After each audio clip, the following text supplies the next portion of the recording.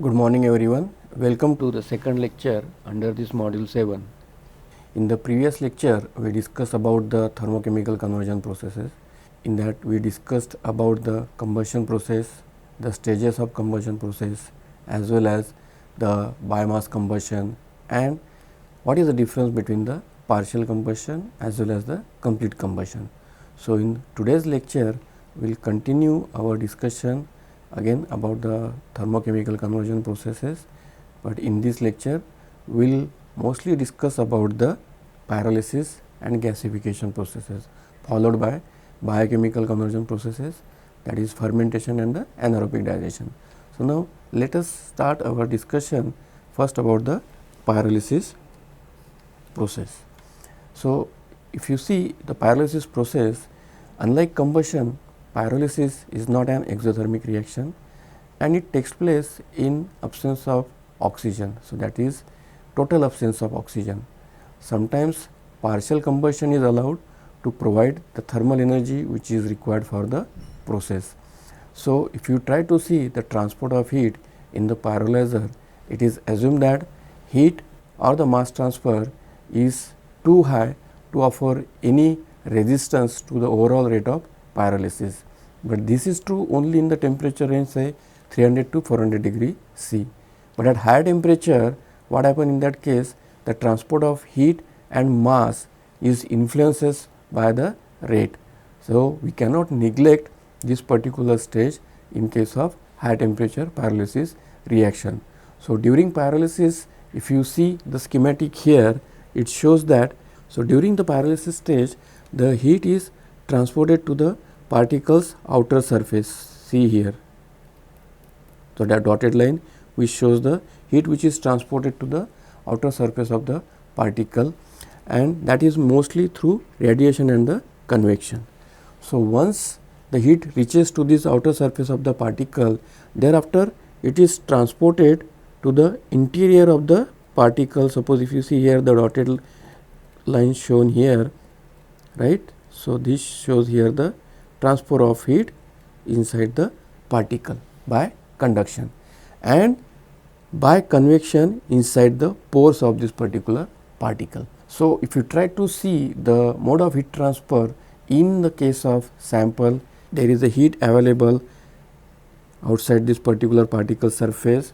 So, mostly it is through the conduction of the heat inside the particle and then convection inside the pores of the particle, then followed by the radiation and convection from the particle surfaces. So, this mode of heat transfers are normally occurs when the pyrolysis process is taking place and the sample is heated using a suitable heat source. So, during this particular process, as we mentioned here, it thermally decomposes the sample into liquid, gas and the char as a product, and the temperature is mostly above say 300 to 400 degree C.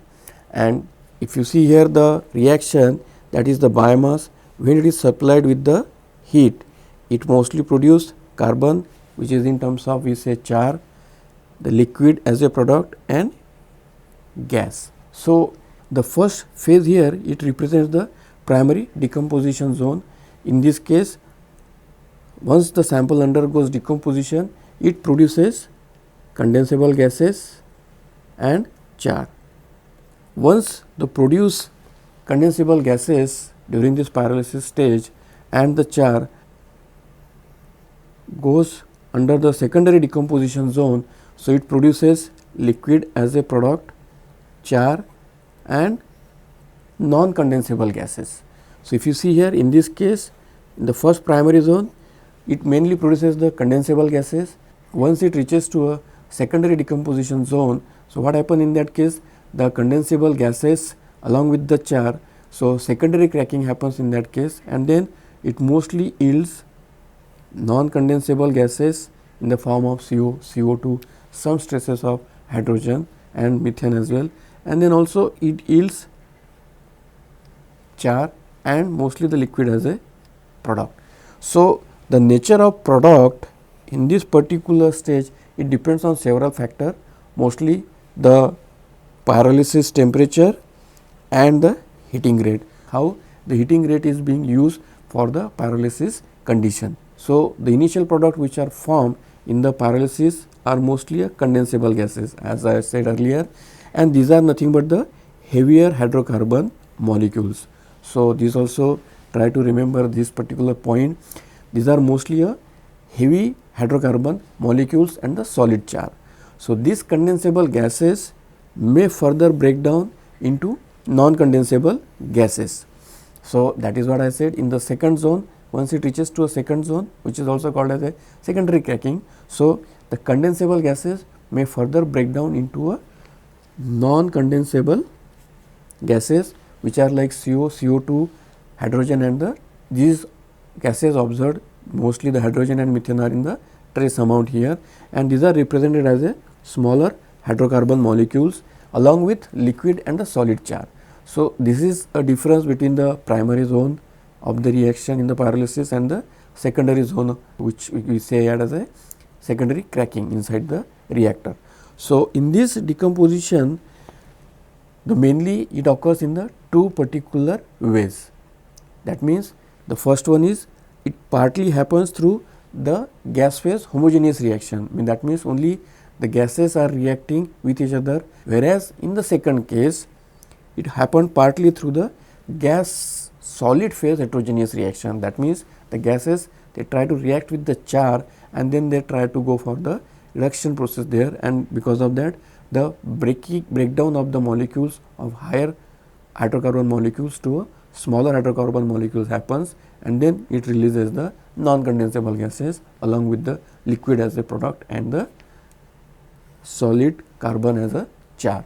So, in this case, if the process is carried out under the fast pyrolysis condition, it mainly produces liquid fuel, and that we always term it as a bio oil, which is a product of the pyrolysis process. However, if the process is a slow pyrolysis process, so in that case it produces liquid, some gases and char also as a product. So, now if you see here the small hydrocarbon compounds which form once it goes under the breakdown in the secondary cracking zone. So, the small hydrocarbon compound which form in this particular stage are represented here, and if you see here we have represented the complex molecule in terms of cellulose. The cellulose decomposition in the pyrolysis condition gives this kind of small hydrocarbon molecules. So, the pyrolysis process may be represented by in a generic reaction. So, this particular form it represents the biomass, which is carbon, hydrogen and oxygen, and once the heat is supplied to this biomass, so as we discussed earlier, it produces liquid, gas and char as a product with some amount of moisture. So, the pyrolysis is a promising technique for conversion of waste biomass into useful liquid product. So, that we also say here is like we are just converting one form of fuel to the another form of fuel just by increasing its energy density. However, in the case of pyrolysis product, we need to also go for the further treatment processes to improve the quality of the bio oil as well. And in the second point, if you see here, it is an essential pre-step in the gasifier. So, pyrolysis is considered as an essential pre-step in the gasifier before it goes under the oxidation and the reduction zone. Especially in reactors with rapid mixing, this step is relatively fast. So, this is about the pyrolysis process. So, we will also try to discuss in more elaborate way about the pyrolysis, and you can say the types of pyrolysis reactor in more elaborate way in the subsequent module as well. So, now the next process in the thermochemical conversion is gasification. So, the gasification and the combustions, these are the two closely related thermochemical conversion processes, but there is a important difference between these two processes which one need to understand, because what happens in case of the gasification, the energy is packed into chemical bonds in the form of the product, whereas in the combustion process what happens is like it breaks down those molecules to release the energy. So, what happens in case of gasification, it converts, or you can say in the gasification it adds hydrogen to and release, or you can say removes the carbon from the feedstock in the form of the produced gas. So, in that case, that is the reason it gives higher hydrogen to carbon ratio. While in the combustion, if you see, the mainly oxidation of hydrocarbon takes place, which releases CO2 and H2O as a product from the combustion process along with the significant amount of heat. So, this is the difference between the gasification and the combustion process, because in the gasification we are adding hydrogen to it, but along with that we are also trying to remove the carbon from the feedstock, so that we can increase the higher hydrogen to carbon ratio of the produced fuel. Whereas in case of combustion, what happening is like the hydrocarbons are getting oxidized and then these are releasing CO2 and H2O as a product along with the significant amount of heat. But the gaseous product produced from the combustion process is not a combustible gas, whereas the gasification, it gives a combustible gas. So, this is the difference between the gasification and the combustion. So, if you see here the gasification, it involves the partial combustion as I said and the reduction of the biomass. It requires a medium for the reaction. So, medium, it can be in the form of air, oxygen, or you can say supercritical steam also, or the mixture of this.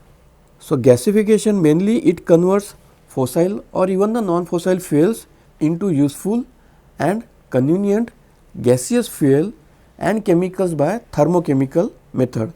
So, in this case the attempt is like without leaving any carbonaceous residue behind. So, that means the gasification process, in the gasification we try to convert the entire carbon into the gaseous product, so that there should not be any unconverted carbon left in the reactor. It essentially convert a potential fuel from one form to the other. As I mentioned, we are just converting biomass into a gaseous fuel in this case of gasification, whereas when we talk about the pyrolysis, we are producing liquid and solid along with the trace amount of gases as a product. But as we are discussing here about the gasification, so here the biomass is getting converted into a product gas. In typical combustion process, generally the oxygen is surplus, whereas if we talk about the gasification process, in this case the fuel is surplus. So, this is the difference between the two process. And if you see the typical biomass gasification process, so the number of steps involved in the gasification processes are these four, that is drying, you can say pyrolysis, gasification and secondary reaction of primary gases and tar. So, in the drying what happens is like it is carried out in the temperature range of say 100 to 200 degree C. So, in this particular case what happens is mostly it removes the moisture from the incoming biomass, or you can say the feedstock which is coming inside the reactor. So, the second stage is the pyrolysis stage, which is carried out say for example in the temperature range of sometime 300 or 400 or above that. So, the dry sample and the heat, it pyrolyzes the biomass in this particular step and it produces this kind of product. So, the pyrolyzed product in the form of like condensable gases, char, then undergoes the gasification reaction, that is mostly a oxidation and a reduction reaction, because in this particular step mostly we try to add partial amount of oxygen or air, so that the oxidation of the produced product will take place in this particular step, where the temperature is 500 plus, and in this case the char is oxidized and get reduced to produce CO, hydrogen, CO2 and trace amount of CH4 as well. Further, the secondary reactions of this product will take place with the primary gases and tars. In the particular stage, if you try to provide the more residence time inside the reactor, the reactions will continue further in this particular step. So, now if you try to see this table in more elaborate way in the schematic form, so here also this is a representative form of the gasifier, you can say here, And if you see here, these are the 4 stages, or you can say the steps in the gasification process. So, in this case, if you just try to see from the beginning, so the first drying of the sample takes place. So, what happen in this case? So, the heat of the combustion, because as we are injecting partial amount of oxygen in this particular zone, which is called as a combustion zone, where oxidation of the pyrolysis product will takes place. So, because of that, what happens is like heat is transported from this particular combustion zone in the upward direction in the form of radiation, conduction and the convection. So, the heat which is transported in the upward direction in this case, so what happens because of that, it provides the heat for the pyrolysis reaction where there is no oxygen involved, as well as some amount of heat which is available here, which act as a heat to dry the incoming feedstock inside the gasifier. So, once this particular dried material it gets pyrolyzed here, it produces mostly, as I said, the condensable gases and char. The produced gases in this particular stage along with the char, it get oxidized here with the addition of small amount of, or you can say partial amount of oxygen. So, because of that, the oxidation will takes place here and it mostly produces H2O, CO2 and some traces of hydrogen here as well. And then this particular product of the oxidation stage, which undergoes further reduction in this particular zone, where what happens in this case is like the hot charcoal along with the oxidized product undergo the reduction reaction and then it produces hydrogen, CO and trace amount of CH4 also as a product.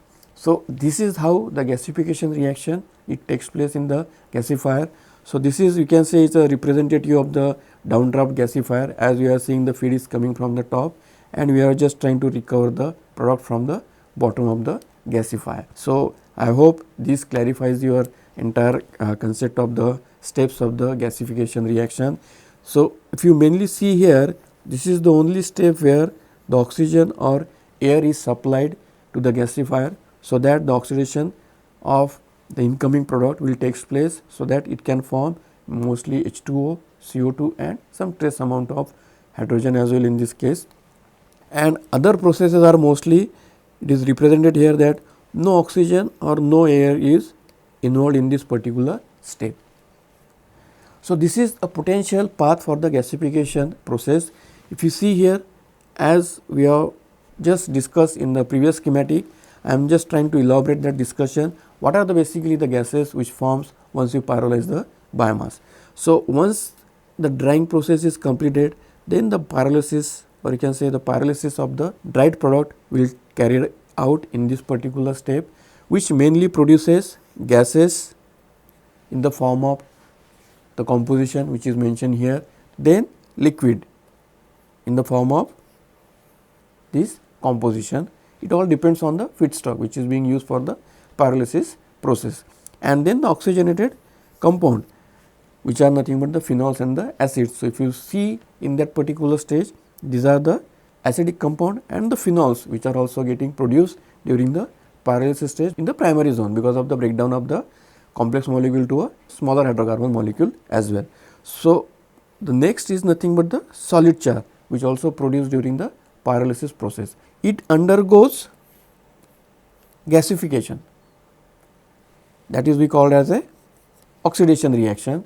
So, in this case, this is mostly a gas phase reaction, because all these are in the gaseous form, because the temperature in that case is relatively high. As a result, all these components are in the gaseous form, and as a result it represents mostly the cracking, reforming, combustion and the shift reaction in this particular zone. So, this is called as a gas phase homogeneous reaction, and once this breakdown of the molecule happens and the oxidation and the reduction reaction takes place with these gas molecules along with the char, then it gives this kind of product.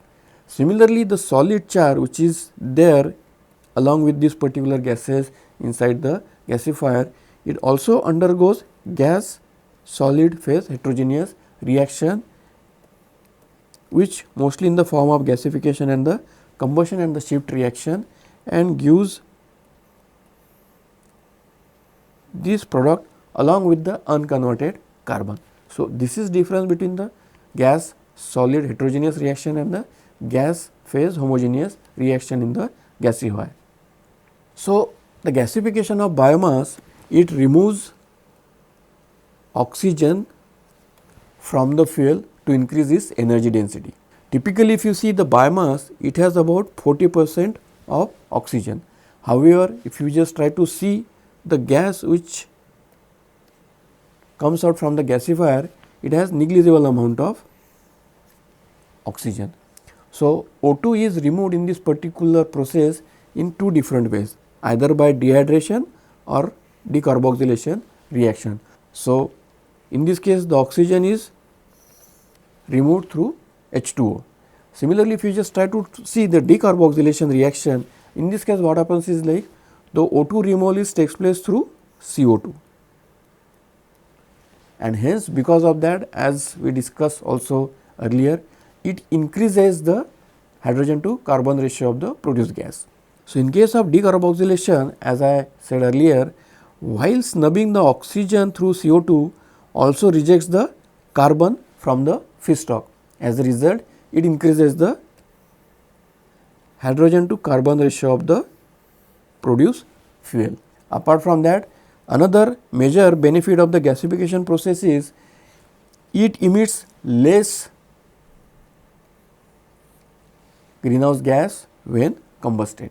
So, we just try to see the difference between the combustion process and the gasification process in this tabular form here. So, the parameter which we are trying to discuss here is oxidation, effluent gases which are produced from this particular process, as well as the utility of the produced gas.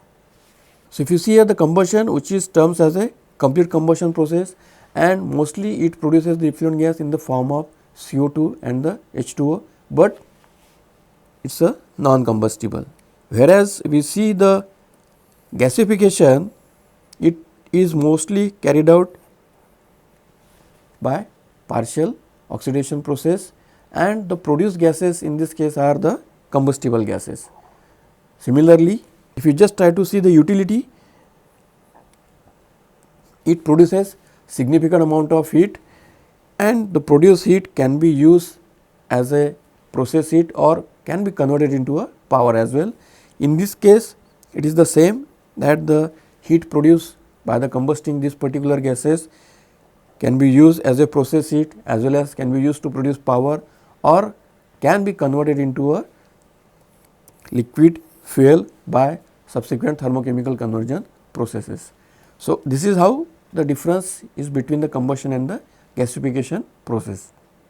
Now, in the biochemical processes, mostly we will be discussing about the ethanol fermentation and the anaerobic digestion. So, fermentation is the decomposition of the complex molecule in the organic compounds in the aqueous solution by the actions of the microorganism in the acidic condition. So, here mostly the pH varies in the range of, say, for example 4 to 5. The most common microorganism which is used in this case is the yeast, Saccharomyces cerevisiae.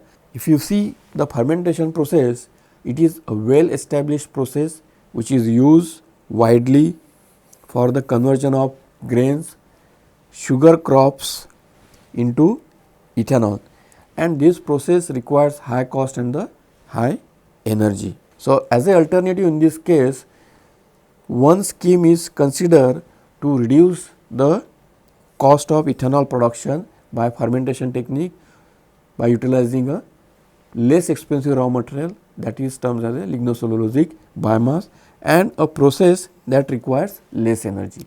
But in case of lignocellulosic biomass, what happens is like if the feedstock is a lignocellulosic biomass, then the biomass need to hydrolyze before it is being used for the fermentation process.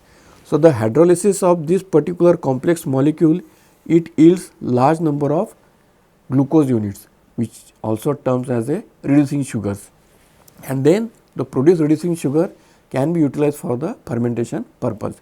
So, even the large scale production using such less expensive feedstock still is not feasible here.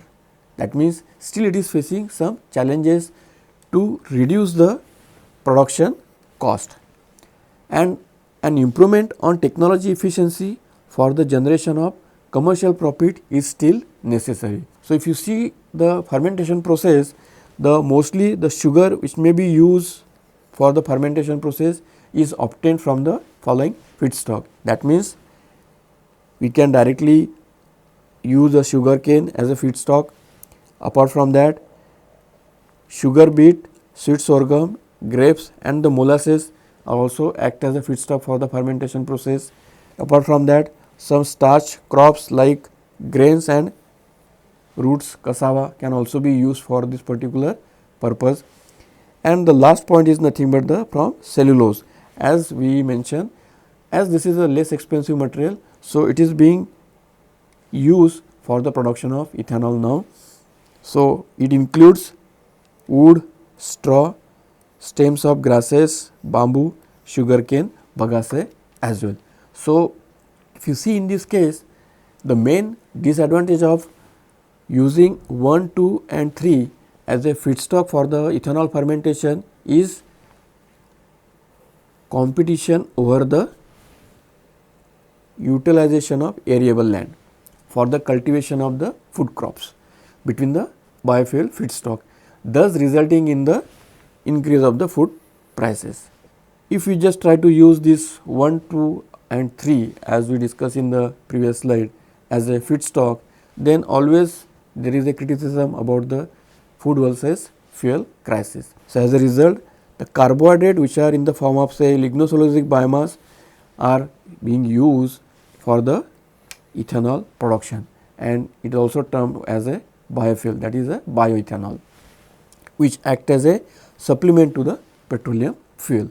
So, if you just try to see the reaction scheme for the cellulose, starch and the simple sugar molecules to produce ethanol, so which represent here the first reaction represent the cellulose molecule suppose. So, under hydrolysis condition, in this case it produces glucose units. Similarly, if you talk about the starch, it also undergoes hydrolysis to produce again the glucose molecule, which are also termed as a simple sugars. So, the produced ethanol can act as a supplement to the petroleum fuel, also can be used for the heating purposes, electricity generation, or it is conventionally being used as a chemical also, which is 95% ethanol or 99.7% ethanol. So, the ethanol production from these various biomasses, if you just try to see this schematic here, we have just outlined here a schematic which shows the ethanol production from the various biomass feedstock. So, we will just try to discuss this particular feedstock one by one. So, first is the natural sugars, the second is starch materials in the form of barley, maize and the roots, that is nothing but the cassava, the cellulose in the form of wood and the straw. So, if you just try to focus on the first feedstock, that is the natural sugars. So, as these are the natural sugars which are nothing but the simple sugars. So, this feedstock can be crushed to release the simple sugar, and the produced sugar from this particular feedstock can be fermented using a yeast to produce 10% aqueous ethanol. Further, this 10% aqueous ethanol can be upgraded to 95% ethanol, which is called as a commercial ethanol, petroleum substitute by fractional distillation. So, as a result, the fractional distillation of the 10% aqueous ethanol gives around 95% of the ethanol. So, we are just increasing the quality of the ethanol in this particular stage. If we need to further purify this particular ethanol, so by azeotropic distillation we can convert it into a more pure form of ethanol, which is equivalent to 99.7% ethanol, which is called as a anhydrous ethanol and the petroleum additive as well. So, if you just try to see the second feedstock here, which is nothing but the starch material in the form of barley and the maize. So, what happens in this case? First, we need to go for the hydrolysis process, which is not required in the previous feedstock. If you see here, starchy material is being used for the ethanol fermentation. So, the hydrolysis step is relatively easy. So, it releases again the simple sugars in the form of glucose units. So, those sugar molecules can again be passed through these particular steps to produce the ethanol. Now, suppose if the feedstock is a cellulose, which is in the form of say wood or the straw. So, in this case also this particular feedstock has to pass through a hydrolysis process, but in this case the hydrolysis process is quite difficult. So, relatively harsh conditions are required to hydrolyze this biomass here compared to the starchy material. So, as a result, apart from that, some intermediate steps are also required to purify this sugar, so that you can have monomers or the simple sugar which are in the pure form for the fermentation process. If it is not in pure form, what happen in that case? The traces of some inhibiting component try to inhibit this particular fermentation process here, and as a result the yield of the ethanol goes down.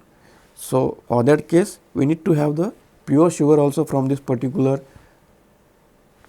source, which is we say that a cellulose molecule, and then again it pass through a same stages of the conversion to achieve either 99.7% ethanol and the 95% ethanol. So, the next process is the anaerobic digestion.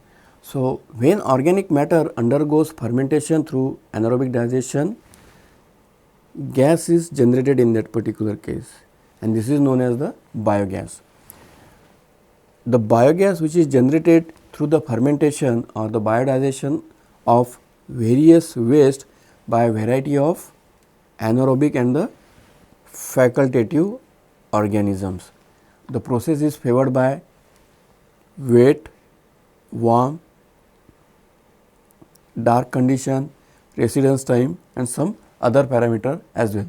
So, typically the biogas produced from this particular material, it comprises approximately of 55 to 65% methane and 30 to 40% CO2 with small traces of other gases in the form of hydrogen, H2S and nitrogen, along with a decomposed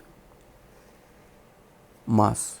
The gas form are the waste product of the respiration of this decomposer microorganism, and the composition of the gas, it depends on the substance that is being decomposed. So, the entire composition of the biogas is solely depends on the substance that is being used for the biodigestion purpose. If the material mainly consists of carbohydrate such as glucose, other simple sugars and high molecular compound in the form of like cellulose or hemicelluloses, the methane production in those particular feedstock is low. However, if the fat content is high, then the methane production is relatively high.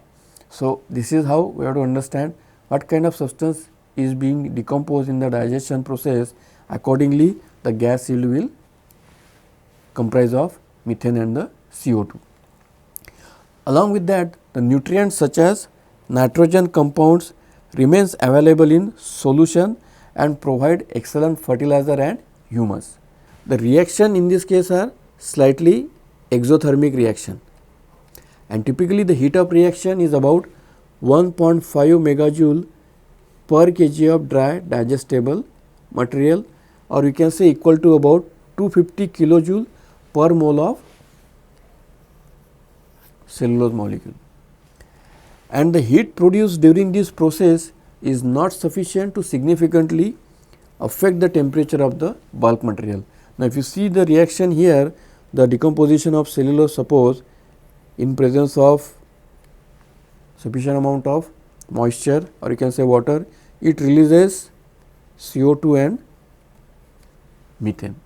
The typical anaerobic digestion process consists of broadly 3 phases. So, the first is nothing but the hydrolysis stage, the second is the acid forming bacteria, and third is the methane forming bacteria where the methane production will takes place. So, in the first case, if you see here, the complex carbohydrate molecules along with the fats and proteins will get hydrolyzed in the stage 1 with the influence of water, and it forms water soluble compound. So, after this stage 1, the product of the stage 1 undergo the formation of acetic acid, propionic acid and the butyric acid, mostly by the acid former bacteria.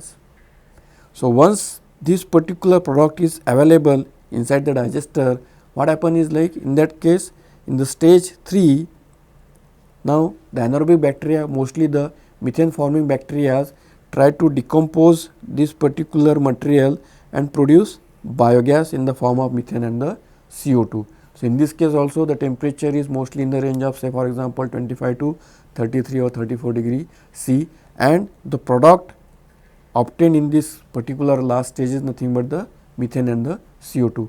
But in stage 3 mostly the methane forming anaerobic bacteria will take part into the decomposition reaction to yield the methane. The anaerobic digestion gives two different products, mostly in the form of biogas and the digestate. The digestate can act as a fertilizer and a humus. Similarly, the biogas which is produced during the anaerobic digestion process is used as a heat source. Along with that, it can be also used to produce the electricity. So, the biomass digester mainly consists of one or more airtight reservoir into which a suitable moist biomass is placed. So, the digester can be small or big in size, but the product of the anaerobic digestions are mostly methane gas, which is used for heating, cooking and the electricity production, and the odorless slurry which is act as a excellent fertilizer. So, this is what is about the anaerobic digestion of the biomass. So, today we will stop here. In the next lecture, we will discuss about the bioconversion into biogas and its mechanism in more detail. If you have any query or doubt regarding this particular lecture, feel free to contact me at vbgaud@iitg.ac.in. Thank you.